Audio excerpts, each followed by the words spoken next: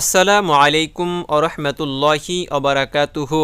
সুপ্রিয় দর্শক মণ্ডলী, আমাদের জীবনে এমন কিছু সহজ আমল রয়েছে যা শুধু আমাদের দুনিয়ার জীবন নয়, বরং আখিরাতের জীবনকেও বদলে দিতে পারে।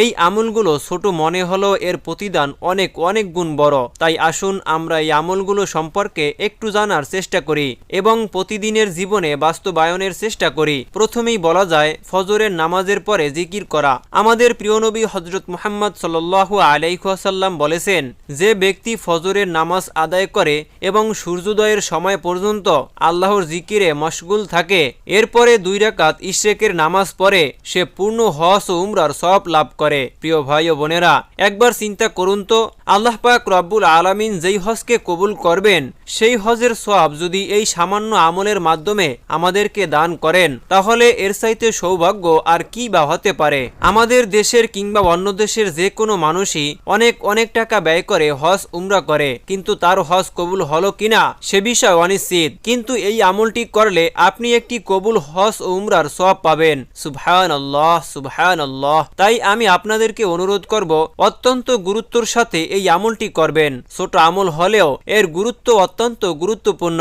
আমি আপনাদেরকে বিস্তারিত বলতে যাচ্ছি, আপনারা সম্পূর্ণ ভিডিওটি মনোযোগ সহকারে দেখতে থাকুন।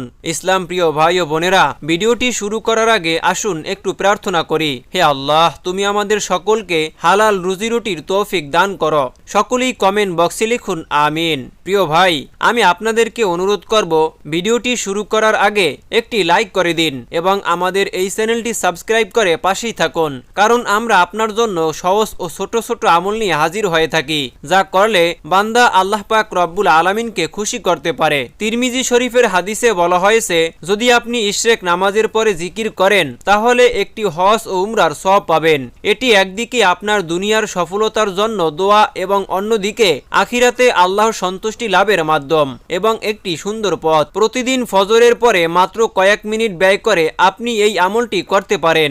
এটি একটি সহজ ও সুন্দর আমল। অত্যন্ত কম সময়ের ভিতরে আপনি আল্লাহ পাক রব্বুল আলামিনকে খুশি করতে পারবেন। প্রিয় ভাই, আপনি জিকির করবেন, সেই জিকিরটি হলো সুবহানাল্লাহ, সুবহানাল্লাহ, সুবহানাল্লাহ, এবং তার সাথে এটিও পড়তে পারেন আলহামদুলিল্লাহ, আলহামদুলিল্লাহ, আলহামদুলিল্লাহ। প্রিয় ভাই, আপনি যদি মনে করেন যে আল্লাহ পাক রব্বুল আলামিনকে খুশি করবেন, তাহলে আপনি আমি যেভাবে বলে দিচ্ছি সেইভাবে এই আমলটি করুন।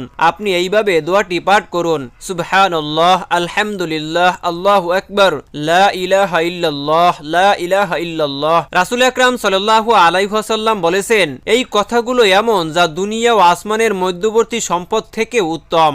সুবহানাল্লাহ, সুবহানাল্লাহ। আপনি এটাও পড়তে পারেন, সুবহানাল্লাহি ওয়া বিহামদিহি, সুবহানাল্লাহিল আযীম। প্রিয় ভাই, শুধু মুখে এই ছোট আমলগুলো উচ্চারণ করলে আপনার আমলনামা ভারী হতে থাকবে এবং আল্লাহর কাছে আপনার মর্যাদা বৃদ্ধি পাবে। প্রিয় ভাই, আমি আপনাদেরকে আরো একটি গুরুত্বপূর্ণ ইবাদতের কথা বলে দিচ্ছি। আমরা অনেক সময় হেলা ঠেলা করি কিছু গুরুত্বপূর্ণ আমল করার জন্য। অনেক মুসাফির দুয়ারে আসলে আমরা ফিরিয়ে দেই, আমরা তাকে খারাপ কথা বলে তাড়িয়ে দেই, কিন্তু আল্লাহ পাক রব্বুল আলামিন বলেছেন, দান করা আরেকটি গুরুত্বপূর্ণ আমল। আপনি হয়তো ভাবছেন দান তো বড় কাজ, তবে এটি সহজে কিভাবে করা সম্ভব? প্রকৃতপক্ষে দানের জন্য বড় কোনো অর্থের বা সম্পদের প্রয়োজন হয় না। রাসূল আকরাম সাল্লাল্লাহু আলাইহি ওয়াসাল্লাম বলেছেন, একটি ভালো কথা বললেও সদকা। আপনি যদি অন্য মুমিনকে খুশি করার জন্য একটু মিষ্টি হেসে কথা বলেন, সেটাও দানের খাতায় লিপিবদ্ধ হবে। একটু কল্পনা করুন তো, কত ছোট একটি আমল,